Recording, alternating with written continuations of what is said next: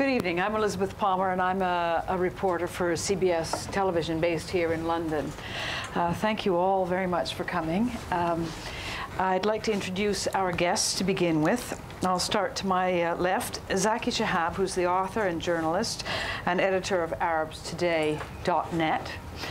Next to him, we have Lewin, who's the head of programs at the Henry Jackson Society, which is a foreign policy think tank based here in London. To my right, a colleague for one of the American networks, Jim Sciutto, and I think I'm right in saying the only American on the panel. Yes. Jim is a correspondent for ABC News, and also you've just written a book called Against Us or Against U.S.? Against Us. Is it a deliberate pun? Meaning Americans. It's a bad pun. And to my extreme right, Enayat Fani, who's the senior editor and presenter of the BBC Persian service. I thought it might be a good idea to begin by asking each of the panelists to present a short statement about what they think Obama's where Obama has got to. He came to office, obviously, with enormously high expectations, not only inside the United States, but around the world as well. And immediately he moved to do some things that some would say just bought him time, others say were made genuine progress, certainly making big public gestures and speeches to try and soothe ruffled feathers, at the very least, with the Muslim world. But there's a growing consensus that his policies and his initiatives have stalled somewhat. So perhaps each of the panelists could almost give a report card on where Obama is now, and then move on to what, in each of your own opinions, are the most immediate foreign policy challenges. After we've had each of those opening statements, I'd like to open the discussion to questions from the floor, and then maybe we can parry those for the rest of the session. So perhaps, Mr. Chehab, you would do us the honor of beginning. I was one of very few in the Middle East who was hopeful that President Obama, when he was elected, he would do something different than any other American president. The reason is all other presidents who became before him, their knowledge of the Middle East was depending on what their advisors have educated on what's really going on the ground. The reason I had this impression about Obama, that he was a next-door neighbor to a Palestinian professor who was teaching in Illinois, Professor Khaldi, who replaced Professor Edward Said in Columbia University. They lived together, they were very close friends, and Obama's knowledge of the Palestinian or Arab-Israeli conflict was extremely very close because of this neighborhood for many years, to the extent that Obama would attend Palestinian functions, socializing, going out, visiting the Middle East. So practically his knowledge, unlike any other American president. So I don't have to wait for Condoleezza Rice 5-6 years to start knowing, or even herself, she wasn't familiar with Middle East politics. The same thing with President Clinton, which took him also many years to become familiar. So that's why we're hopeful that this president would do something different. He knows he don't have to be influenced by others, especially for us in the Middle East. We all know that most of the people who have influenced American administration decisions were pro-Israelis. It's just very clear.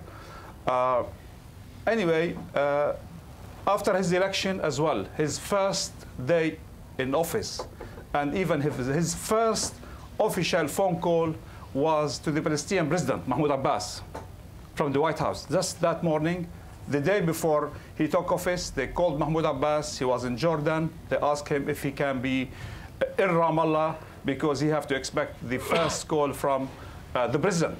So this for us meant a lot, that it's on the top of agenda for Obama, because with other presidents, it usually will take like a year before an American president will look back and say, okay, let's talk about the Middle East. But for Obama, from day one, first morning, first phone call, it was to the Palestinian president. Unfortunately, we heard a lot of things said by him. First week, second week, first month, second month, third month. Then all these high hopes of a different approach to the Arab-Israeli conflict starts slowing down. Although when he sent Senator Mitchell to the Middle East, also his instructions was completely different from any instructions an American envoy have received. That he told him word by word when he met him before he sent him to the Middle East that forget about what other administrations have dealt with. You go there and you have to learn to listen, not to dictate. And also at that stage we thought, you know, it's good. It's the new approach. And then there was the height of President Obama was his speech in Cairo University. Unfortunately, Netanyahu was elected, and at some stage he managed to absorb all the pressure about freezing settlements, about independent Palestinian state, and he starts countering attacks. So when the administration openly asked Israel to freeze settlement, to recognize a Palestinian state, all these things, Netanyahu kept silent about it.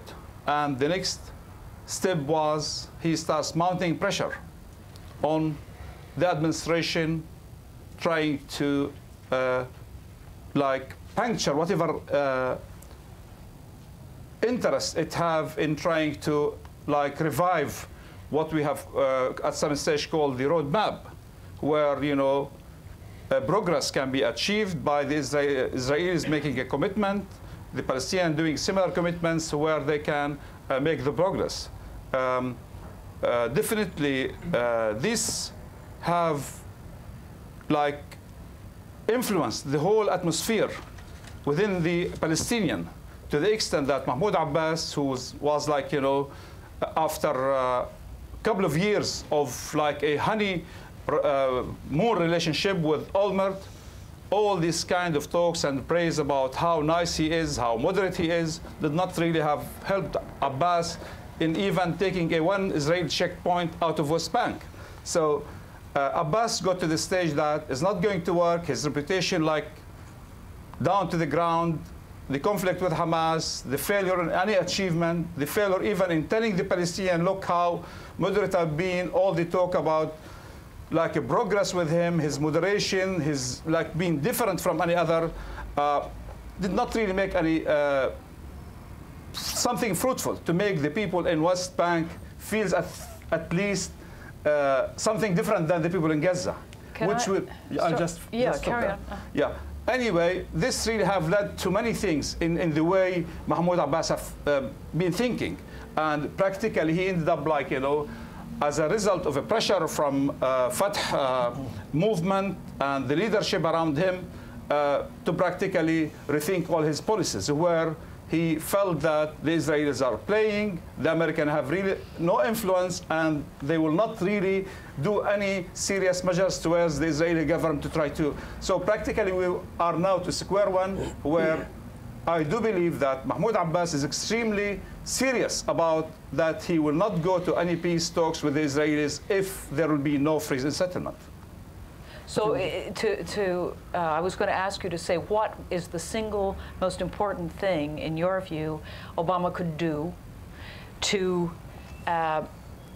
make progress in the next, say, several months, to really start cracking down on freezing settlements? Is that? That should be the crucial point, because there is no point in talking about peace and Israel is still building settlements. At least you have to show that you are serious, and then you take this measure. But there is no point talking about future peace agreements and settlements still valid. And allowing it to go on. Thank you very much. Mr. Fani, perhaps you'd like to go next. Yes, I mean, most of the things I wanted to say basically regarding the Middle East and the current situation and Obama's positions. But I remember when President Obama, or then candidate, was campaigning, many articles appeared in the British press, especially in The Guardian, that one of the articles I specifically remember was that all these talk of changes is a huge thing. It's so important and so nice to hear all these. It is so different. But what if you couldn't do it? The backlash would be immense. I don't think we are there yet, and I hope we're not going to be there. But I think Obama, 1 year probably is not a long time. But the signs are not there that it's actually President Obama is getting there, especially in the Middle East. And the Middle East, the expectations was huge, especially after his speech in Cairo, and raised the expectation of the Arab world. And Obama speaks beautifully. I must say that he captures everybody whenever he talks. And after this kind of a speech comes the expectations, and that hasn't happened. I think probably Obama's situation within the Middle East is better in Iran than everybody else, because the reason is that unlike the rest of the Middle East, the Iranians are very pro-American, contrary to what it looks like. And the reason basically maybe is that for 30 years the leadership of Iran has been promoting the death to America kind of slogans, and people are fed up with it perhaps, and they want to have a good relations. And in recent demonstrations in Iran and the protests after the presidential election, that clearly shows that. So I think people are not that disappointed, because there wasn't much promise on Iran, and that much promise that it was, like extended his hands, let's talk, we're not going to have a precondition for talking to Iranians, and that kind of thing, is very obvious to many people that it wasn't Obama's fault that it didn't happen. It was mainly to do with the Iranian leadership, who never trusted Obama. Originally, when Mr. Obama announced his approach to Iran, that said in so many words that contrary to what it has been up to now, we're not going to set any conditions, and we are willing to talk to Iranians.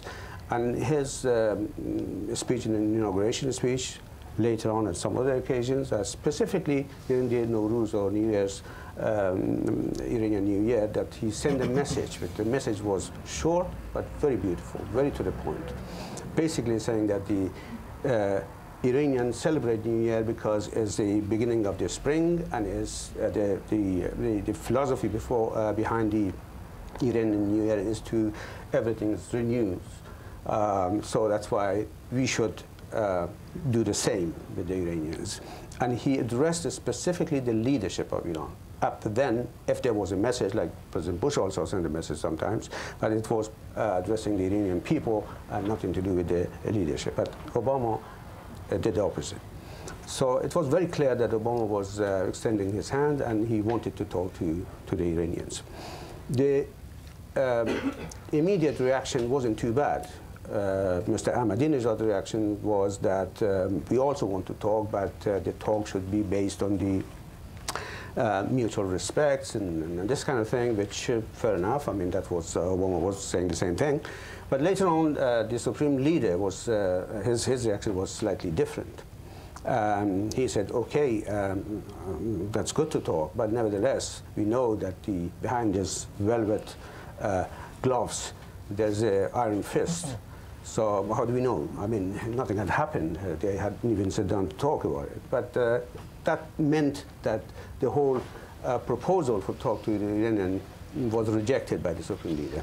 And then one fortunate or unfortunate, probably fortunate for the Iranian people, because they started a very big movement, but unfortunate for Obama, was that after the presidential election in Iran, the situation got to the point when there was a huge confrontation between the protesters who thought that the vote had been stolen, and Ahmadinejad was, they considered as an illegal president, basically. Then the situation was kind of unstable. And the American could not pursue this kind of negotiation with Iran over all matters. And it was limited to the nuclear issue, and that even didn't happen properly. Because of I think the current situation is that the American administration, they're not sure about the future of Iran. They don't know what's going to happen, whether the Green Movement is going to succeed in terms of overturning the presidential outcome, election outcome, or whether the current government is going to succeed in suppressing the whole movement and gain control. So these are the things that at the moment is withholding some sort of a talk with the Iranians. As with Afghanistan, the same situation. I think Obama took a long time to draw up his strategy in Afghanistan.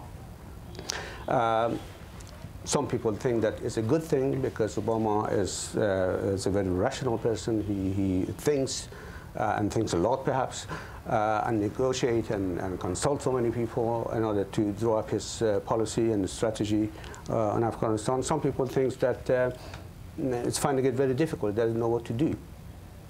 But generally, I think President Obama is facing a huge difficulty both at home and abroad. But so there's this question that all this talk of change before the election and immediately after the election, was it because President Obama was naive about politics? I don't think so. I think President Obama is very clever, and he has idea. I don't know whether the opposition at home, they're going to give him a chance. But if he's given a chance, I think he's going to succeed. He's going to capture the attention of the world, and especially in the Middle East, and he's going to do something about the Middle East. Thank you very much. And you raised an interesting point. I think it's a real dilemma, which some of you may like to get back to in the question, what would be the best posture for the American government to adopt in its relations with Iran going forward? Because a lot of people think that not lapsing into the caricature of evil America makes it even more difficult for the Iranian government, which may be a good thing in America's interest in the long term, but perhaps we can get to that. In the meantime, perhaps you, Mr. Lewin, would like to give us your view of Mr. Obama's performance to date and what he should address next. I will say that when it came to the 100 days mark, I went on CNN and I was asked to grade Obama, and I gave him a 4.5, and I got back to my office, and of course we're a bipartisan organization. Everybody said, you should have given him at least a 7. What are you doing? It's much too early. I have to say, unfortunately, today I'm not going to pull any punches in regards to what I think that has happened since he's come into office. I think that it was already discernible during the campaign. I was fearful that it would turn out to be the case when he did win. Let's start with why I think that it's important for America to play the role that I envisage it playing in the world, and why I think that it's a particular problem with what Barack Obama is doing. Before he came into power, the National Intelligence Council was holding deliberations for a report that they would submit to the new administration. And when they came to London to talk about this, what emerged very quickly was that they felt that the multipolar world was inevitable, and that they would advise the president to prepare for the multipolar world. Now, Barack Obama, in my view, was the, in inverted comma, defeatist candidate in this sense, because the truth is that you have a role to play. If you are the hegemon, if you are a leader in terms of exporting security, whatever we're going to disagree on what that means, but if you're living in Europe, I'm sorry to say, clearly you're living under an umbrella of exported security by America, and you're a consumer of security. And I don't think there can be any debate about that, that's the truth. We might need to change that. But that is a basic principle of it. Now, if the world is going to become multipolar, and if we look at the other poles that are going to participate in that world, China, Russia, India, then America has to be, from my point of view, from the point of view of the morals and the ethical beliefs that I hold about a basic premise of how international affairs should run, it becomes even more important as a primary point, in my view, again, of the things that I feel comfortable with in international affairs. I'm sure many of you will disagree, and I look forward to what is always a fantastic discussion in this forum. Now, Barack Obama was, in my view, the defeatist candidate on this. Barack Obama has said on the record that famous statement about, you know, the uniqueness of America, just like the uniqueness of Britain, just like the uniqueness of everybody else. This is not true. The uniqueness of America lies in the fact that it was the preeminent pole. The world is changing, but it is very important that this change is managed in a manner in which America retains these principles. Now let's move to... Can I just interrupt? Did you say defeated or defeatist? Defeatist. Defeatist. Maybe I shouldn't say defeatist. What I should say is that it's a foregone conclusion that the American role in the world will adjust to, I'm not even sure if he thinks the first among equals, but to something very different to the post-Cold War realities. So he's refusing to lead adequately, in your view? Absolutely, absolutely. Now let's look at what happened. I think, for example, in terms of Iran, an absolute disaster, unbelievable. You see, I'm lost for words to see the leader of America not manage to stand up and condemn these fascistic tyrants who are killing their people in the street. He does not manage to stand at the podium and say, this is not on. He doesn't manage. He says to his people, we'll see, this, you know, this needs to be managed. This is it's a dangerous, it's a difficult situation. What are you talking about? The people in the streets, you are America, tell them they love you anyway. And I'll tell you something else. As part of the negotiations that go on in the back rooms between Iran and the West, I've seen them. There's nothing to be done. Whatever you say to this regime, they hate you, and it will continue in that way, and there is nothing, but nothing you can do to bend over backwards to accommodate the Islamic Republic if you're America. It's not going to work. Every single day that he spends doing this, appeasement, folly, danger. Therefore, if we're looking at that from this perspective, it's exasperating. Let's move to the Middle East very briefly. The man comes into office, he says things are going to be different, as you say. He says that he understands this under the influence. I'm not sure, you know, there were people complaining that he's under the influence of these things. I don't know how much really Rashid Khalidi or whoever was influencing the man. Fact of the matter is, absolute disaster. He goes up to Netanyahu, he brings it to the wire, he fails. Netanyahu stared him down. You are America, you are being driven by Iran in terms of Middle Eastern politics. You know, you're already under pressure. The Iranians are telling you privately, you are a hostage. You're a hostage in Iraq, and I'm sorry, there are unfortunately some aspects of it where you can sympathize with that statement. You go to Israel, you pick a fight with your closest ally, and whatever you think of Israel, Israel as a partner to America in terms of the Middle East is absolutely indispensable. To think that the Israelis, that this is some kind of question of advisors or influence or whatever, it's a strategic imperative.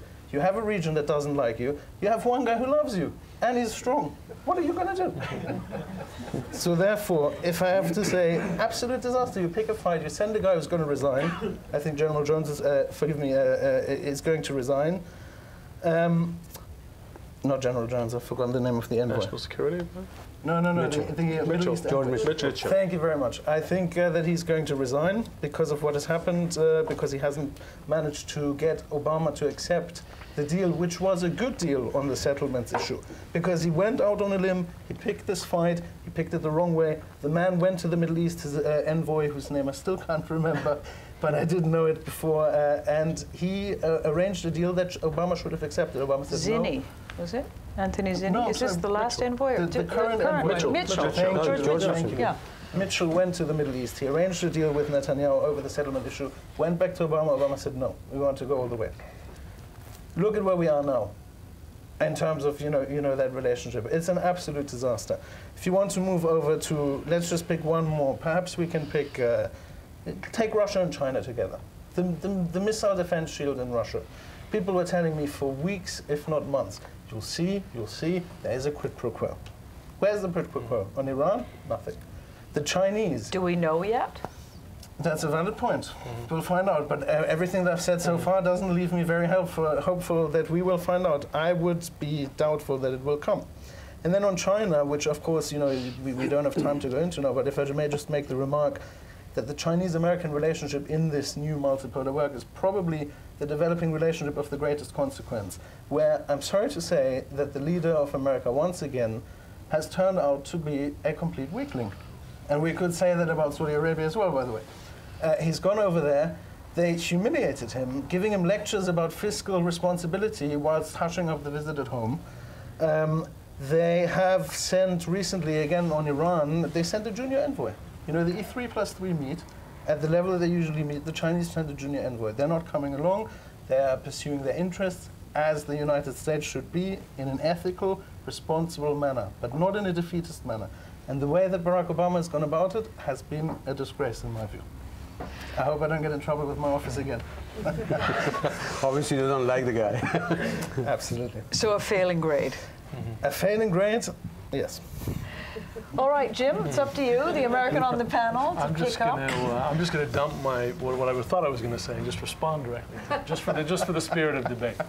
I mean, defeatist, it's all relative, right? It's a defeatist government compared to the previous government, which I think you can argue mistook force as the answer to every problem, right? And you can argue now we're in at least one, and theoretically two, wars that caused us more trouble than problems they solved for us. I mean, and we'll get into the Afghanistan. That's a longer, more theoretical debate, especially as you see the target of that war having largely transplanted itself to Yemen and Somalia. So if we're sending 30,000 more troops there as you continue this game of whack-a-mole? I don't know that I believe that that's useful. I think you can have a decent argument about that. The other war, I don't think it gained us very much. So if force was the answer to every problem in the previous administration, you saw that didn't always work. So if you move slightly to the center from that position, you're defeatist, right? If you make any sort of gesture. Now, I agree with you that the problem is, and I think this is a mistake that the Obama administration made in terms of domestic policy as well as foreign policy, which is giving something up without getting the quid pro quo, right? I mean, if you look at the way healthcare reform went, it was farmed out to Congress, concessions made. I mean, sorry, you were a popularly elected president with a huge majority. You write the bill, you hand it, you say, pass this thing, or I'll have your head in a vice, right? And it didn't happen that way. Same on financial regulation. You bail out the banks, and you're doing the regulation now 13 months later, right? It makes no sense. We've all been in negotiations before. Get the quid pro quo now. Don't wait until next week, next year. And I think you can make the same argument with Russia, right? Give up the missile defense shield. You want to have a signature on the dotted line on sanctions against Iran, if that's what you're expecting. You certainly don't trust the Russians to come through with that at a later date. And so I agree that from that perspective, I think the initial steps were not defeatist by their nature. I think they were less antagonistic, but I don't think that is by definition defeatist. I think that you could debate each one individually as to where they got us. I think the mistake was not getting your take for your concession. I think you can make a stronger argument on the Israeli situation, whereas just like with healthcare legislation, I'm sorry, you tell the Israelis, stop settlements, or I'll have your head in a vice, right? I mean, you have that sort of power. You can deliver on that sort of promise, and I think that's a problem. I think that, it's interesting we have this debate just after Obama loses a very key Senate race, right? I think it's exaggerated to call this a referendum on the entire Obama presidency, but it is certainly influenced by the issues he was not able to address yet, particularly the economic issues. And I think that the parallels are interesting. It's about expectations. We have an expression in the States: the bigger they are, the harder they fall. The bigger those expectations are, the harder the letdown is going to be if you don't meet them. And I think that is certainly the case domestically, and that's why you're seeing this dramatic turn 1 year after the inauguration. And I think it's true overseas as well, particularly in the Muslim world. And I wrote a book about this because I spent years over there just delving in this anti-American feeling. And the point I try to make in the book is that it's less religious than political than Americans imagine. It's the product for many, most, not all. I mean, certainly there are some crazies, but for most, it's the product of their experience of American policy in that part of the world. So it's a political thing. When Obama came into office, yes, there was hope, and I think that you mentioned speech in Cairo, the interview he gave to Al Arabiya, the first television interview he gives. I mean, the language in that speech, in those interviews, could have been written, I think, by everybody I'd met in the Muslim world for the previous 6 years. He was hitting on the points: respect. We've been dictating to you. We're no longer going to dictate. He had all the words right. But when I was talking to people in that part of the world, because I sort of rewrote the book after Obama was elected, people did have an opening to him, but they were still very skeptical because they knew that the policies remained the same. or largely remain the same. And I think that's another thing that Obama's coming up against. He's coming up against realities on the ground. I mean, they're the things that he has been able to change. One is to make a gesture to Iran. It didn't deliver. I think you can make an argument that it puts the U.S. in a better position for pushing sanctions later. But there are other things he can't change. He sent more troops to Afghanistan because that place was going to hell, right? So, you know, the hopes run up against the realities on the ground. I think that's the other problem, and as well as the depth of the feeling in that part of the world. So, before we go to questions from the floor, let me ask you: are you willing to take a position and say that there have been signal triumphs or signal successes or even some signal progress so far? Yes. In the Obama administration? What would it be? I think so. I mean, I think to make a gesture to Iran was a smart strategic move, even if it hasn't delivered, because it does put you in a stronger position. First of all, you at least, you know, you call their bluff, right, you know, to some degree diplomatically, and it puts you in a stronger position for international support, which I think you're seeing some signs of, save China, for sanctions. I think that's a success. I think closing Guantanamo, as long as it's taken and will take, absolutely the right move. And you know, to hear the kind of backlash in the States you have now that the underwear bomber was a product of not waterboarding people anymore is just ridiculous, because we know the consequences of that policy, because it antagonized many more people, you know, I mean, and which is another reason to talk about the wars as well. You know, I mean, Rumsfeld himself said it when he was still Secretary of Defense. Are we creating terrorists faster than we're killing them as a product of these wars? I mean, those sorts of moves make a difference. And if they don't make a difference in 365 days, they will make a difference over years, I think. So those are successes, in my view. You reeled off the things you gave away without getting a payback more easily and with more conviction than you reeled off the things that he'd won on. Do you think overall he's... Well, it's easier to snipe than to give credit, right? But yeah, well, I guess, listen, I'm disappointed as well, right? I mean, maybe we had high expectations. I hope I'm not giving up political bias, but we had high expectations. Yeah. All right. Well, you've heard where the panelists stand, and so perhaps I can ask you for questions. Does anybody want to begin? Yes, sir. Blue shirt. Thanks. Maybe you could identify yourself first. Sorry, my name's Fraser. I'd like to start with a simple question, if I can. I don't quite understand why people are disappointed with Obama, because he's only been in power for 1 year, and the good things about Obama are still there. He's intelligent, he's rational, he's reasonable, and he's fair. So we all have hope because of his judgment, and that's still there. It takes a lot more than a year to effect change. I'd like to ask the panel what they think he could do in the Middle East for the Israeli-Palestinian problem. What could he actually do? Because, you know, I think the solution is quite obvious. He gets all the Arab nations to sign a declaration recognising Israel and giving them security.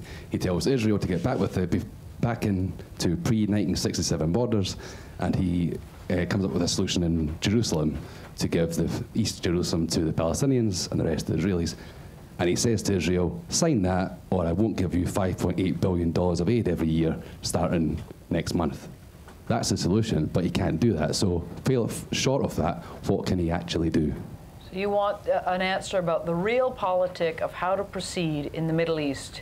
Yes. And make some progress without giving too much up. All right, Mr. Chehab?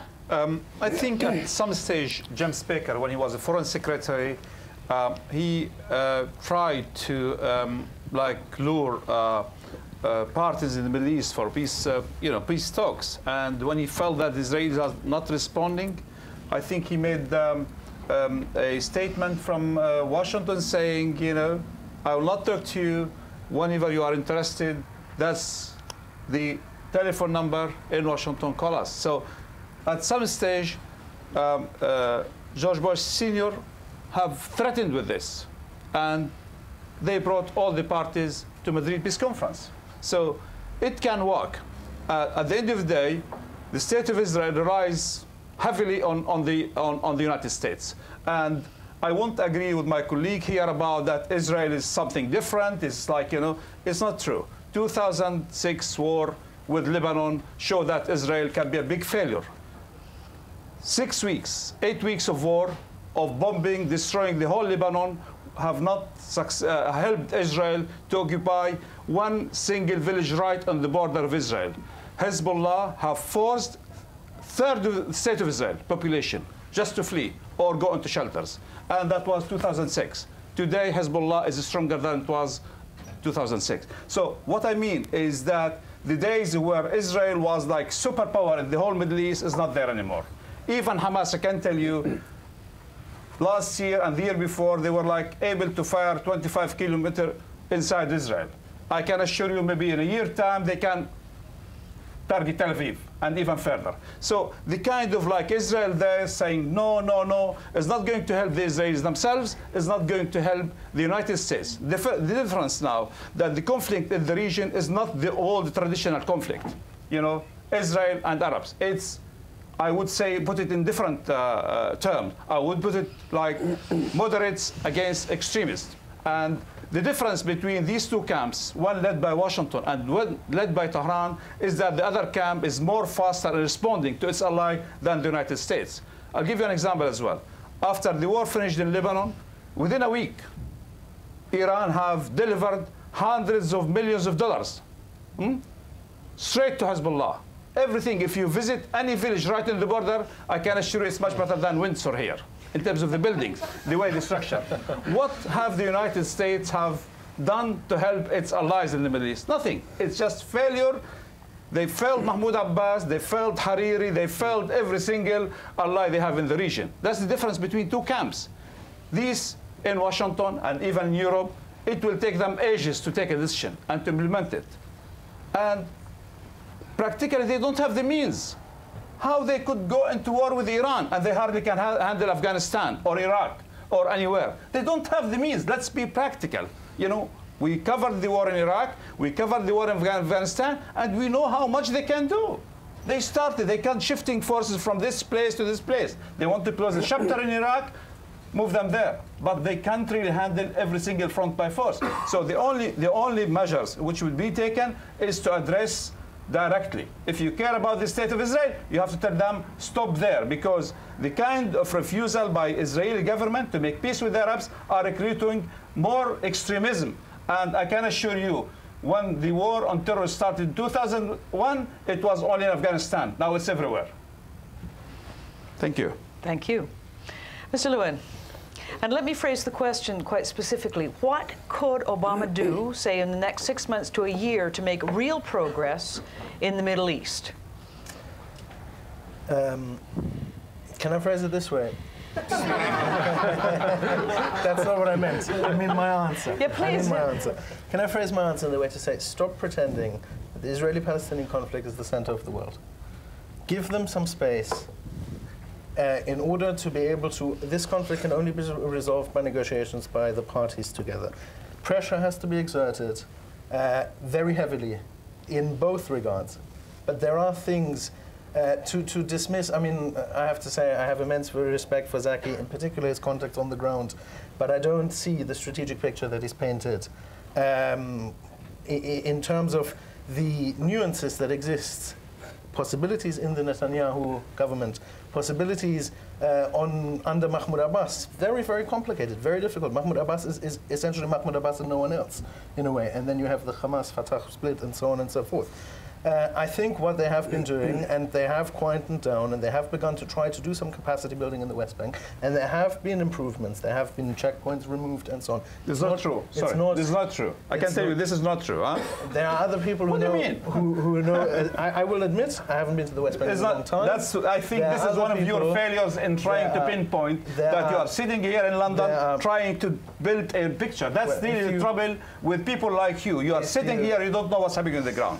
I think the trouble with people like me is I don't want to discuss that because that is not pleasant. But the reality is there are other people. I know it is not. There are other people who know the region as well as yourself and who have been more recently than myself, and I do go very often, who would not agree with what you're saying and who would say that there are some improvements. I was just talking to an owner of a shopping mall in Ramallah who said, you know, things are different to how they were in the past, who you know, has been able to conduct business. I'm not saying that it's good enough. I'm saying it's a terrible, awful situation, and it is definitely not good enough. So you say, but exert pressure on both sides to start talking Turkey.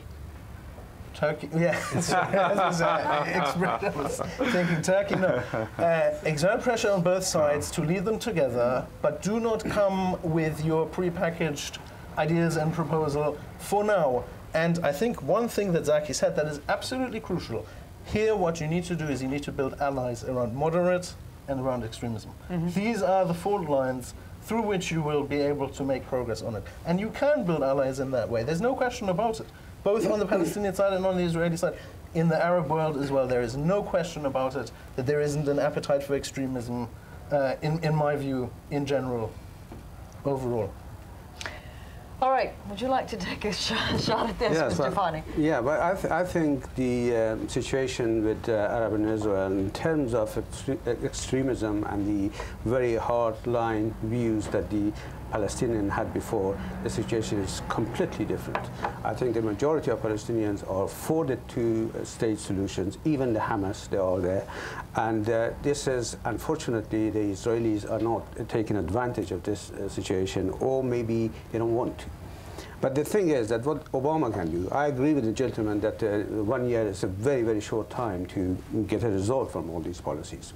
But I think what Obama can do in the current situation when the Israelis are refusing to stop settlement or negotiating with the Palestinian over the peace and all that, is to help the Palestinians to get together, to resolve their problems between Hamas and Fatah, and also the other Arab states. I think they can... Can I just stop you there? By underwriting what? I mean, how do you help them? By help them financially, help them situation, easing pressure on the Gaza, for example. I mean, the Gazan people are... lean on the Israelis to lighten up around Gaza, to allow Hamas the Israelis, and Fatah. they may refuse the settlement. They say, okay, on the face of it, when you see the situation that the Obama in the Cairo says that this continued settlement is unacceptable, or situation of the Palestinians unbearable, and these are huge things to say. But then when he goes to Netanyahu and says, sorry, we can't do anything about it, and Obama, by the look of it, says, okay. No, it's not like that. I think take a tougher line with Israel. Yeah, I think they can, and probably they will in future, in my opinion. I think they can take a tough line, and also they bring these Palestinians, help Palestinians to get together, and form some sort of a very moderate camp in the Palestinian for a very logical and fair solution. And if that is the case, I think Israel will be isolated in their kind of approach. Can I just... Yes. I think the issue here is not improving Palestinians' lives. The issue is occupation, because at some stage, straight after 1993 Oslo and Washington agreements, large sums of money being poured into West Bank and Gaza. What happened? It was paid by the EU, by the United States, and what happened? Just in a day or two, Israel have destroyed everything. Every infrastructure has been built in West Bank and Gaza has been destroyed by Israelis. Yeah? And, I feel the issue is occupation. It's not about improving Palestinians. He was talking about strengthening moderates in the Middle East. How you strengthen them? Nice words? You have to tell them that moderation can give peace by asking the Israelis leave West Bank and Gaza, by trusting these moderates, but not only telling them nice words, you are a good man, you are talking to Barak or whatever it is, or Netanyahu. You have to give people in the Middle East, in West Bank and Gaza, the right. When Hamas started, it's only 20 years ago. There was no Hamas before. It's just, the issue is occupation. Hamas came as a result of election. I covered Hamas. I'm not a Hamas fan. I was in Gaza. They were elected by the people because after 13 years of negotiation, these peace talks, this nice and love, and recognition of the state of Israel did not bring the Palestinians or improve their lives. That's why people voted for Hamas. It was because of the failure of the moderate in bringing peace to the Palestinians. That's why people voted for Hamas. All right, Jim, you're an old Middle East hand. What's your prescription for Obama in the next few months? We're just talking about Israel-Palestine? Well, I think the gentleman was curious to know what concrete measures Obama could make to make real progress in the region. In the near term. We're talking Israel-Palestine, not just the wider region. I mean, yes. The most obvious one is push Israel. I mean, but it's not just on the Israeli side. And it's interesting, you mentioned that Obama pays too much attention to the problem, or thinks that it's too important of a problem? It's too visible in terms of expectations, right, in terms of public diplomacy. I think the opposite. I think in his first year, it's been very much a back burner issue. You know, the focus over the settlement, the confrontation with Netanyahu. In terms of the Obama foreign policy in general, that the list that falls, it's fallen quite far down the list, partly just by you know, the facts of life. I mean, you have the surge in Afghanistan to deal with. You have the Iraq drawdown to deal with. You have Israel, Russia, China, Copenhagen. You had so many other things that it hasn't been as central in his first year than I might have expected. I mean, the push was obvious, but it's been, I think, crowded out by other things. I mean, but the truth is, I don't know that you can put it. You can allocate sort of more headspace to that problem because you have so many other foreign policy priorities to deal with. I'd just like to ask you, before we move on from the Middle East, and I'd like to do that because, of course, America, well, in Obama's words, he has a lot of planes in the air, and they're not all in the Middle East. And I'm curious to know whether anybody would like to inquire, for example, about Pakistan, which is another very thorny foreign policy issue. But before we go on to that, I just want to ask you, yes or no, do you think that the Palestinian-Israeli question is the linchpin that will break the logjam in the Middle East and perhaps in the whole region? Yes or no? It's the tool which have given extreme organizations like Al-Qaeda for recruitment. Full stop. Failure in, you know, when you talk about Iraq and Afghanistan, you talk about implementing United Nations resolution. When it comes to Israel, no, we just have to leave it to the party. No, you have to force, you know, the Israelis and Palestinians to accept something. You have forced it on Kosovo, in Bosnia, in many parts of the world. So when it comes to Israel, just because of the Israeli lobby, because of the Israeli influence in the United States, you just say, okay, we have to leave it when it's convenient. When the Israelis are ready, we leave it for them. That's nonsense. So that's a yes. Yeah. Okay. Mr. Lewin. You said that we want to move on from the Middle East, and so I'm just going to say I think many of those points are open to question and debate, but I'm not going to enter that. But I will say it's an excuse.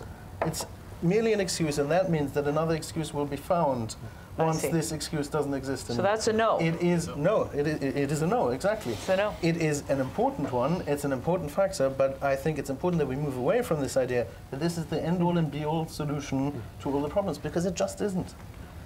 I agree. I think it's much less important than it used to be, even as a recruiting tool, because yes, it's a key recruiting tool for extremists, but you have so many other recruiting tools now. You know, if you solve this one, then you still have two major occupations of Muslim lands, right, that are used. So I think it's less it's important, but it's less important than it used to be. Mr. Fani. Well, my answer would be yes, and the reason is that it's a source of contention in the region, and also if the problem of the Palestinian and Israelis is solved, I think in effect the problem of Iran is solved as well, because the Iranians basically, they are there and they are helping the Palestinian and even suppressing their own people inside Iran on the pretext of the anti-American, anti-Israel and all that. If the problem's no longer there, they cannot say. It takes away a big, important rhetorical underpinning, anyway. But it doesn't change Iran's wider aspirations. I mean, you solve that problem, Iran still has its interests, still wants to be a major regional power. That's not going to disappear. No, that's true. That's true. But the thing is that I think it weakens the very hard line who are in charge at the moment, and that means some sort of a moderation, either through reform or some changes, drastic changes in Iran. It at least forces them to come up with a different rhetoric. Well, they come, but what I'm saying is that kind of rhetoric that at the moment exists, and the pretext of the anti-American, anti-Israel and all that, they're doing all sorts of things in the region and also to their own people. They won't be able to do that. That means some sort of a democratic reform is going to happen, and a democratic system would be different, basically. All right. Who else has a question? First of all, you, sir, and then we'll come to you, madam, and then you. Thank you. My name is Tom Oliver, and I'm here to improve my understanding as a potential Conservative candidate at the next election. I've just come hot foot from the cross-examination of Jack Straw, And in passing from dwelling on the Middle East to a broader question, I want to make one observation, which is that one of the most striking things Jack Straw said in his evidence today, which was rather unexpected, I think, was to dwell on the damage done to George Bush Sr. electorally by Jim Baker's brave work in the Middle East, which was rightly referred to earlier. And I think it's a sad and sobering thing that American electoral politics is so closely linked to bravery, or the absence of bravery in American policy in the Middle East.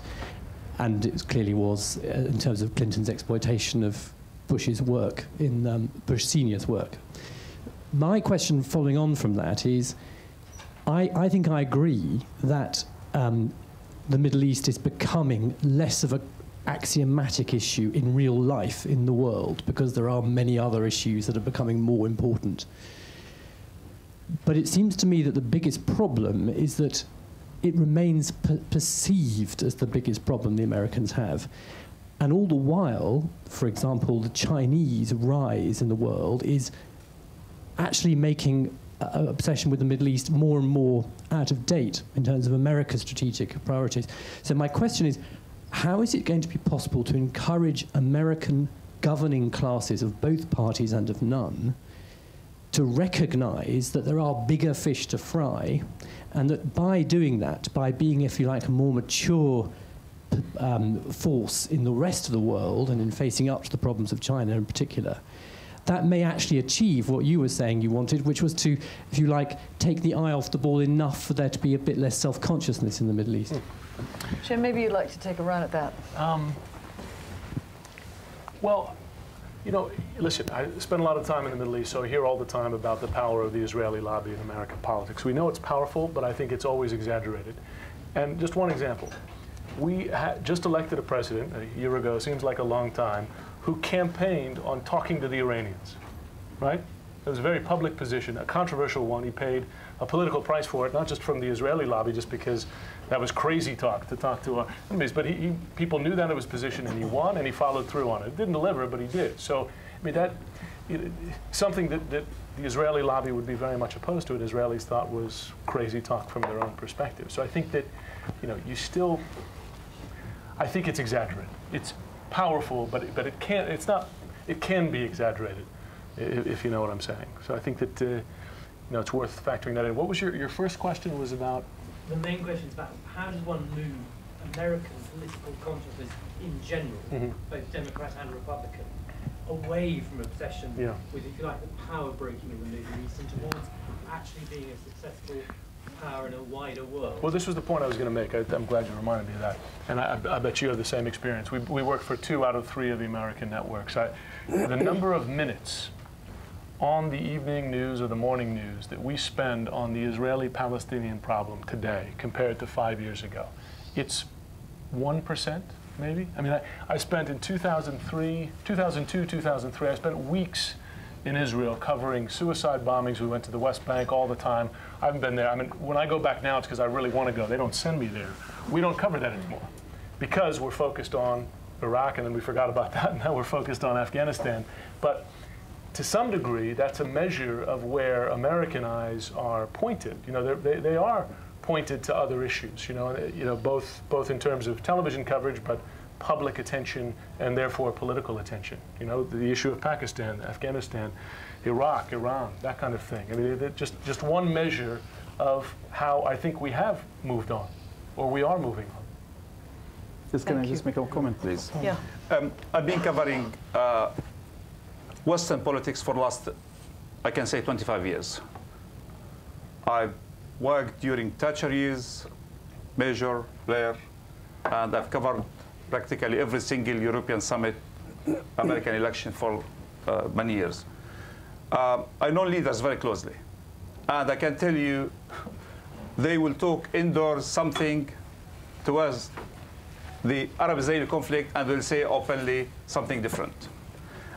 One, responding to the fact that the Middle East is not of great importance these days, like it used to be in the past, I would say publicly yes. And the reason is that the leaders in Europe and the United States, they try to get away from it. They would prefer to talk about issues like environment, you know, caring about something because they lack the will to tackle a very serious problem. They can't, you know, terrorism, extremism is affecting our life here, everywhere. In London, in Europe, in the United States, everywhere. And it's because of politics, not because of something else. And the failure in trying to address these issues, you know, of course the Americans now have less interest in talking about Middle East because they will talk about it, you know. Well, also, Zaki, to be fair, I think the economic agenda is driving, driving foreign policy priorities into Asia. I would agree. That happens everywhere, that people have their own priorities, but doesn't mean that other issues is not really influencing us. When you talk about, you know, economic issues, I think the first time it started, you know, the heat in the United States about this, it started with Citibank. And the first to go to, in terms of help, they start going to Kuwait, to Saudi Arabia, come and pay money so you can save our institutions. So you can't, you know, at one stage say, we really have our own issues. And when you fail, you have to go to the Middle East, come and help us. So it's all connected. You know, it's practically the issue, you know, at the end of the day, you know, when you talk about democracy and the freedom and all these, you know, banners, you have really to implement it. You can't like turn your back, you know, and say you are dealing with dictatorship somewhere here because of your financial interests. Let's be clear about this. Yeah. Yes. Have we got a microphone for the lady at the end of the bench? Hi, my name's Sandra Kaduri. I'm a communications consultant. I just wondered how the panel all thought that America sees its role in the next 10 years as compared to the last 10 years when sort of counterterrorism has really defined everything and the US. I wonder whether the panelists think that the US leadership role has declined and whether it would continue to do so, what Americans want. Exporting democracy, nation building, all these issues have proved to be very difficult. Do you think the US will want to carry on trying to lead the way in that way, or will they focus on climate change or the economy, as you're just saying? And I'm curious about that, or will it continue wanting to have a peacemaking role or not? It's really hard to try and understand its role as a superpower, and if it does decline, who will fill the gap? It's a good question. I think I'll rephrase it slightly with your permission, because I don't know that our panelists can speak on behalf of America. So maybe we will ask you to be prescriptive and ask you what America ought to do and what its policies, priorities ought to be in the near term. And I'll begin with you, Mr. Fani. All right. Well, I think it's very difficult. I don't think the Americans have a long-term policy of how they're going to be in 10 years' time. And all depends on the administrations, who's in charge, basically, and all this. But generally, I think as I said before, I think the kind of approach that the Obama has adopted, maybe it's a bit difficult to digest for the many Americans and Westerns because of the historic and traditional role that the American had. This is completely different. I think preaching that we are equal and we are not going to basically tell the other nations what to do and all that is something new. I think it needs time for this kind of approach to take hold. I think if the Obama succeeds in his first year to establish that and make it something that is acceptable, something that the people find it that is working, probably that will be the role. Mr. Lewin, how about you? I think that the question, if I may just very briefly answer the original question, I think it's a question of who's America. Whose America are we talking about? Because there are radically different visions. Obama presents one, and I would say radical is the correct word to describe the vision, and we have a vision on the right. And I would defend myself from your previous discussion of moving slightly to the left. I think Obama moved a lot to the left in terms of saying that, you know, it was the Bush administration had one approach and then you move slightly to the left and suddenly you're defeatist.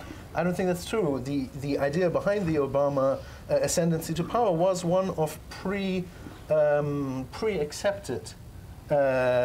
decline, in a way, if that's a sort of way of phrasing it. And I don't think that should be the case. Having said that, I think we're now at a point where there are two realities in American external policies: isolationism or what came to be known as kind of the, neoconservatism was kind of the I don't want to say extreme, but the very far outgrowth of the other strand. The other strand is you are in the world, you stand for freedom, you stand up for freedom, you defend that, and the one strand that we have seen throughout history is you move back into yourself as part of not wanting to expend yourself in this challenge. And I think we're at a very dangerous point where we are moving in that direction in some senses at a crucial time where it would be the wrong thing to do. So quite clearly you think America should be leading and should be setting the standard in all sorts of ways, certainly in democratic standards, in transparency, I would guess, and that kind of thing. So if you had to choose disciplines or broad areas where America should stride forward boldly in this term, and assuming Obama gets another one the next term, what would it be? Environment, Middle East, fiscal policy? I think, not wanting to go into too much detail, I think some of these are vote winners, but there are very clear issues of national interest that have to be looked after first. If you're going to play in an increasingly multipolar world, it's the preeminent pole, you had best make sure that you keep your resources up to scratch. Now, you have a massive problem in the financial crisis, and I think that that throws a lot of spanners in the works of any analysis of what's going on. But having said that, the moves that the Obama administration is making in terms of keeping up even with the Chinese developments, we saw them shooting down a satellite. That's basically the end of the Chinese shooting down, I think it was an old satellite, to demonstrate which would be the end of your battlefield as you know it for America in this regard if they hit the right satellite. These kinds of things, keeping up with the technologies, investing in that kind of thing. I'm not just talking about defense, I'm talking about your economy, I'm talking about the vibrancy of the people. Being able to sustain this. And America is not in any way, this decline thing comes up again and again and again, and it's not, in my view, at all written yet that this is what will happen. Jim? Before I respond, just out of character, two big picture points. One thing I hope the U.S. does not do is define the next 10 years foreign policy as a counter-terror policy as we did for the previous 10 years. I think that we exaggerate the threat. It's a big threat.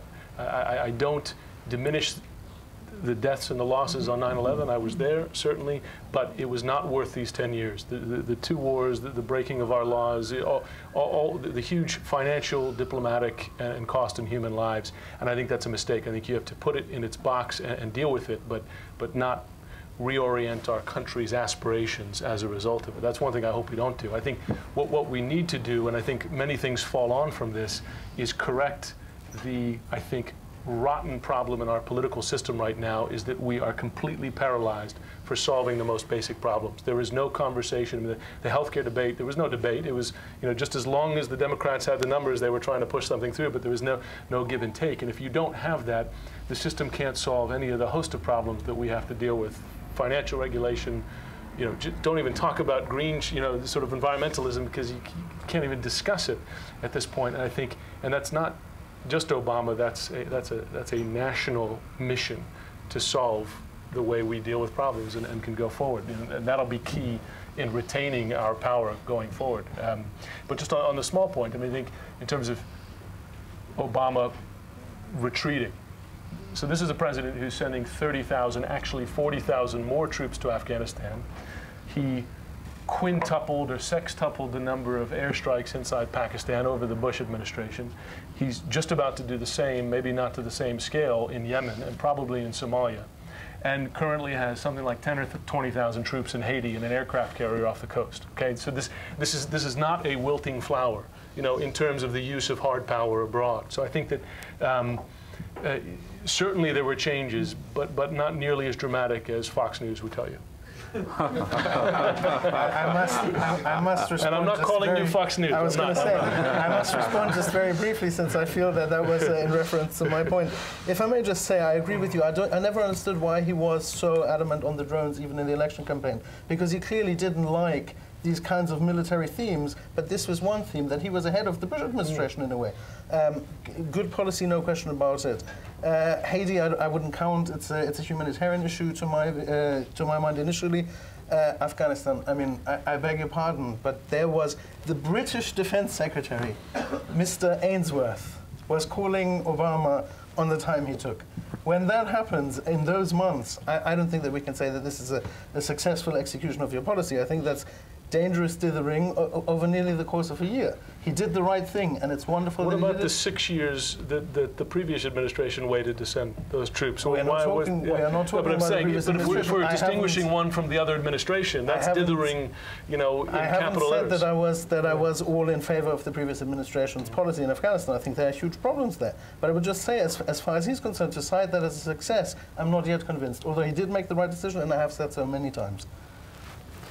Yes, lady in the black sweater. Can I just, are we aiming to wrap up around 8:30? Is that okay, good. All right, go ahead. My name's Rosalind Bain. I'm a freelance filmmaker. I've made a film for Persian TV at some stage. Just wanted to say, I'm really a Latin American expert rather than Middle East, but Obama's done absolutely nothing. And I think on Latin America, nothing's changed on Cuba, sanctions remain on Bolivia, nothing's changed towards Venezuela, and the bridgehead into Colombia, making it a militarized state, continues. So in many ways, I see Obama as a continuation of Bush, which is what's really disappointed people, because everybody loved Obama because he wasn't George W. I go on to Afghanistan. What's changed? Nothing. What's happened in Pakistan? Increased predator flights. You could argue you can close down Guantanamo Bay because you kill everybody now. You don't take them anywhere. So my argument might be, and perhaps something to throw in, is what's different? Because I can't see any, I think I'll get other than the rhetoric. Mr. Lewin to begin. I was going to say, I don't need the microphone, thank you. No, just because I have one. I was going to say, finally somebody asks, because of course this is a theme that's very prominent as well. But there is the other side to the debate that says you're not doing enough. What's changed? Why aren't you doing enough? I'll make it very easy for myself. I will say, because the realities of the world, the structural realities and conflicts that exist, force your hand. The things that you've promised, I won't go as far as saying that it was lying, but it was misrepresenting the hope, what would be possible. He knew that that was a misrepresentation. Now, I thought that was actually a good thing, because I thought the American people needed the hope. I thought the Bush administration was, by the end, a thing that has run its course, and very unfortunate in some regards, apart from perhaps in Africa, where I think they did some very good things all the way until the end. But having said that, I think it's very clear that I would have to say that the structural realities in the world, the conflicts that he found, meant that essentially he had to follow on a lot of things that a lot of people called him on, the same kinds of policies, because there is the problem and he needs the solutions. And presumably when he got into that seat, it looked to him like he had no other choice but to. But to take your point about Latin America, which is a very close neighbor, is Latin America just his apparent lack of change of policy there just a result of him having had too many hot issues to deal with? It's the tail end, it's forgotten? I have to say, Latin America, I'm not an expert in Latin America, and it's something where I remember policy drift was the headline that was already being bandied about before then. I don't want to comment in detail on some of the countries. I think there were some questions about, for example, his meeting with Chavez. I think there was some stuff in the media that I would have preferred not to see, given what I think that Chavez represents. But I can't really comment on, in terms of if he's doing more, because it's not my area of expertise. It doesn't look to me as though he has a handle on that, much as it doesn't look to me as though he has a handle on any other region. So I'll leave it at that. Jim, do you want to add anything to that? Well, Latin America? It's interesting because when Bush came into power, as you remember, he was going to be, there was huge expectation, particularly in Mexico, this relationship he had with Vicente Fox, all that, and then 9/11 happened, so everything gets reoriented to this other part of the world, and I think it's part of that mentality that you're so focused on these wars and these relationships in one part of the world that it crowds out other priorities, which I think is sad. And who do you see taking advantage of that? And this is true in Africa as well. But China has tremendous economic relationships in countries, if you follow the Monroe Doctrine, and this should be in our hemisphere, but that's gone out, that's long forgotten. Yes, I think you have a question. The lady with the blue scarf? Yes. My question was a bit similar. It was about Latin America, and you mentioned it quickly. I just wanted to say that people like America's taking their eye off Latin America, and I grew up in Colombia, and whenever I take the plane to go back to Colombia, I see so many Chinese, and I don't see any Americans, and so I've just been saying they're putting all the effort in in the Middle East, and traditionally Latin America has always been America's backyard, and kind of it's like the Chinese are slowly infiltrating themselves. And I was just wondering what Obama should do about that. I mean, Colombia is like the only major ally that America has right now in Latin America, and they don't even want to ratify the free trade agreement with Colombia. So it's like, what is he doing to, you know, reassert America's power in Latin America? Well, that's a dysfunctional relationship, you can argue, too, because it's so attuned to the drug war, right? I mean, that's such a big part of it. Although I've read that he is moving away from the drug war policy there, which, you know, maybe that'll, at least in one country, you know, make it a more multi-dimensional relationship. But that's out of my area of expertise. I think it does beg, these two questions on Latin America beg a larger question, and that is, has Obama been forced to be a reactive president as opposed to a proactive one because he inherited a mess on many fronts? And has he been a failure, even as a reactive president so far? Anybody want to take a run at that? I will, but I don't have to be first.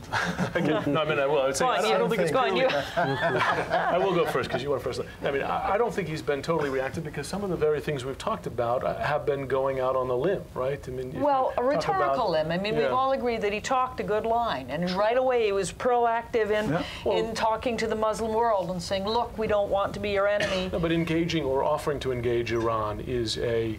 once again, that was a rhetorical No, but that's, well, speaking in diplomatic, it's speaking, but to say we will talk is a diplomatic development. And a political risk, I suppose. At a political risk. So that's a change. That's more than reactive, and it's something he's tried, you know, to close Guantanamo. Well, yeah, it was something that existed. You try to change it, but that's a difficult thing considering the political environment in the States to do. So I think, you know, deserves credit for those sorts of moves. But you're right. I mean, the things he inherited, and not just from a foreign policy perspective, but an economic perspective, right? I mean, TARP started in the previous administration. You know, and of course the meltdown started in the previous administration. So on domestic policy and foreign policy, you had huge holes to fill, right? Yeah. And it's any president would have to be reactive, I think, in those circumstances. Zaki, what do you think? I think, you know, if I'll take Iran as an example, knowing Javier Solana and the way he have dealt with Iran representing Europe, the United States, I think it really reflects the weakness of both Europe and the United States on this front. Because for the last 4 years, we've just been talking every time about giving like Iran 3 months and 2 months and expect. It really reflects that, you know, the West only have like words to say. That's why it led maybe Obama to take a different line than George Bush or other European leaders who have like formed committees and 3+3 and many formulas to try to reach some kind of solution or arrangements with Iran, which the Iranians definitely have not taken it seriously. That's why they have carried on with their programs and they went as far as they are today. So do you think Obama was foolish in extending a rhetorical hand? It's not a matter of foolish. It's a matter of that he was different from George Bush, where he was like threatening on one hand, but also trying to give, you know, more time without like a very serious commitment from the Iranians about what's going to be the end of this deals. So what do you think he should do next on Iran? Because he said he's going to do something. He said, here's the line, and they've crossed it. So now what? For me, to be honest, you know, it won't bother me, Iran, you know, what's doing. You know, if I want, I could think about Iran having a nuclear bomb, you know, Israel have one, so why I should concentrate on Iran and not talk to Israel? So why I have to be keen about seeing, you know, IEA, like, you know, controlling Iran nuclear capabilities, and nothing or no one in the West have raised what's happening in Israel. So it won't bother me. Let's go around on the Iran issue. How about you? What should Obama do next on Iran?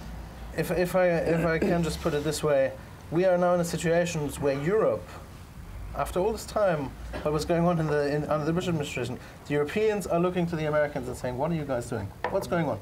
Well, how are we going to handle this? How is the credibility going to come about? Now, I disagree with Zaki once again in terms of the setup. You see, Iran is not a status quo power. Iran is a power that has an ideology behind it that we have clearly, if you are America, Of course, if you're Israel as well, but if you're Britain, they hate Britain more than America because of historical reasons. Well, they say they do. I think they, not exactly the same thing. The historical reasons weigh heavily on them. But if you are Britain or America, then the things that are coming out of the drivers of this ideology and this political belief that are absolutely, in my view, to be taken at face value. There's very little beating around the bush, for using the colloquial term, so to say, in this regard. You have to understand that if this power, never mind that they're going to fire it, or they're not going to fire it, how we're going to have mutually assured destruction. No, we're going to have this power that has behaved diplomatically in the way that we've seen at the table, now being able to turn around and say, we've got the bomb at home. And this is a situation... Yeah, but how do you stop them? I mean, we're probably a couple of years away, at least, so now what? What's the next move in this chess game? I don't think we're a couple of years away. I think there is a diplomatic, as that famous saying, the diplomatic clock and the military clock, so to say. My hope is, and you know, it is merely a hope, but you have to offer some hope, that this idea of, it sounds silly, but it does seem to happen, plane crashes, heart attacks, scientists have heart attacks, is keeping things at bay. It's possible to keep things at bay in this way, to let the diplomacy take its course. When the diplomacy has taken its course, and it is still clear that the Iranians are building the bomb, then I think that military action in light of the threat is warranted.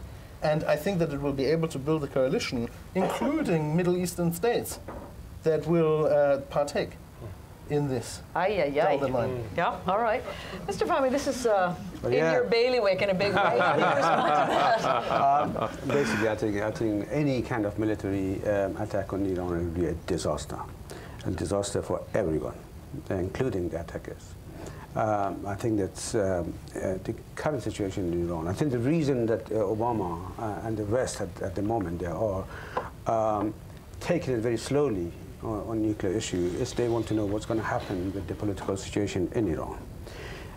After the presidential election in Iran, I think the reason, Obama, when in his inauguration speech and then later on in March when he sent the message to the Iranians, they were hoping that the result of the Iranian presidential election would be different. And the moderate and reformists would be in power, which was much easier for Obama to deal with them. But it didn't happen. And that what followed the election and the demonstration and the creation of a very huge movement, which is called Green Movement at the moment, which is very deep-rooted, and the people clearly asking for change, democratic change in Iran. This is now, even the Iranian Authority have somehow accepted that this is, the movement is there and this is the demands of this movement. So at the moment, I think the West and the Americans, they're waiting to see what happens in Iran. In the meantime, I think negotiations are going on. I interviewed David Miliband about 4 weeks ago, for my program. And I wanted them to say what's going to happen. The same question that is posed here at the moment, that if the Iranian didn't give you the answer that you wanted and reject all your proposals on nuclear issue, what's going to happen? Mr. Miliband was very non-committal. And I asked him about whether sanctions going to be, he wouldn't say. But I know that they have been negotiating over that, and they are trying to establish some sort of a coherent policy. I think there would be sanctions against Iran. The sanction would be, again, there is a debate, because at this crucial time in the political atmosphere in Iran, whether these sanctions, economic sanctions, is going to help the people or is going to harm them. Many people within the Green Movement in Iran are arguing that any sort of a harsh economic sanction would be harming the people, not the government. So they're thinking of what sort of a sanction it's going to be, to be directed towards the leadership and political figures in Iran, rather than or certain banks or I think they are negotiating at the moment. I don't think they have any clear policy on what to do next on Iran, but they can do something. The reason is that I think the extent of friendship hand by Obama was a very clever thing to do. I think next they said that we have offered you everything, the Iranian, and they can get the support of the people, or the countries that so far they've been very reluctant to support, including China and Russia. I think these moves, like we are offering everything, we have removed any precondition in talking to Iran, and now you haven't responded. This is our time to do something about it. And sanctions is it? Yeah. Jim, would you like a quick summing up? Of the whole? No, just for what next on Iran? No, just on Iran. I think fight for that coalition for sanctions as hard as you can, and which includes pushing your European allies to be honest parties to this, because Italian companies, German companies still do a tremendous amount of business with this country. So it's, you know, mealy-mouthed support from this continent. You need to be able to push your allies as well as your adversaries, and I think that's a key part of this. And if you can build that coalition, do it, because, you know, I have the same feeling about a military attack on Iran. I would have to be convinced. I would have to sit in a bunker with someone planning this attack to see how it accomplishes, most importantly, how it accomplishes something to significantly curtail the program, as opposed to just delay it a couple of years for tremendous cost in lives, everything. Well, it's just past 8:30, and we should be wrapping up. But I think Zaki would like to have the last word. Just a comment on Iran. You know, it would be very sad if the West would rely on Israel, you know, which is really leading the world in terms of movement to take action against Israel. Because I do recall that on the eve of the election, Palestinian election, in 2006, there was a committee meeting for defense and security in the Knesset, and they summoned the chief of staff to brief them about who's going to win the election. And he told them about Fatah would win the election with like a small majority. And next morning, Hamas won with, you know, big majority. So they summoned him next morning to check with the chief of his staff, who, you know, gave them the briefing. And they did ask him exactly on what he have relied to tell them that Fatah is going to win. And he told them that the different intelligence agency, you know, Shabak, Shin Bet, Mossad, all this stuff, you know, they all have given him the briefing. That's why the results. And they did question him more to know exactly what have happened, to all them give them the same assessment. It happened that they relied on the assessment given by a Palestinian institute led by Khalil Shikaki in Ramallah, who have done a like opinion poll where Hamas have like fooled them in trying to give them the wrong predictions. So one of the Knesset members said, if you did not figure out what's happening in Gaza, how you are going to give us the right information about what's happening in Iran? So it would be a very sad issue if I'm going to rely on Israel on this front. Thank you. Thank you. Well, I'd like to thank all our panelists very much. Zaki Chehab, Enayat Fani, Jim Sciutto, and David Lewin. Lewin or Lewin? Davis Lewin? Lewin. Lewin.